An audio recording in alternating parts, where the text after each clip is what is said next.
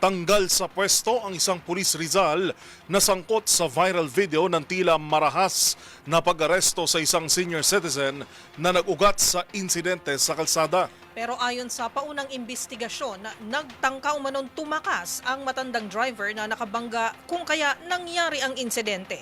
Una sa balita si Dustin Bayog. Wala kang wala to pare. Relax lang, relax lang. Ay!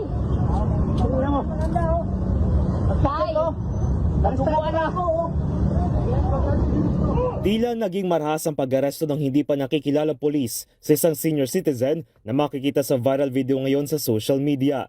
Nagugat ito sa nangyaring insidente sa kalsada na kinasangkutan ng dalawang sasakyan na nangyari kahapon sa MLQ Avenue Corner Mauling Creek sa Barangay Bagong Bayan sa Taguig City. Pero una rito, makikita sa video ang sapilitang paghila sa senior citizen papalabas ng kanyang sasakyan upang umano haristuhin. Makabangga niya. Ano, nakamotor? Uy, senior na yan. Sir!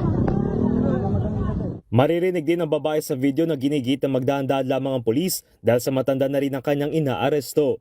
Nakaabot ito sa PNP Taguig City Police Station kung saan ayon sa paunang investigasyon ay nagugat ang gulo dahil sa nangyaring maliit na banggaan na sinasakyan ng senior citizen at ng isa pang sasakyan. Nagtangka rin daw tumakas sa matandang driver na umano nakabangga kung kaya nangyari ang insidente sa viral video. Ang naturang police officer ay napagalaman tauhan ng Rizal Police Provincial Office kung saan ayon sa nilabas na pahayag ay tinanggal na ito sa kanyang unit. Inilagay din siya sa restrictive custody habang nagpapatuloy sinasagawang investigasyon sa insidente at mapanagot na ayon sa mga umira na regulasyon at batas.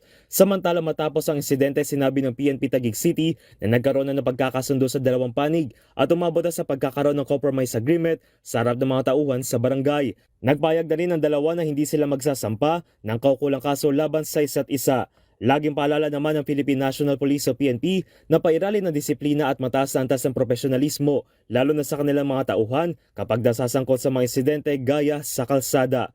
Para sa MBC TV Network News, ito si Dustin Bayog ng DZRH TV. Una sa Pilipinas, una sa Pilipino.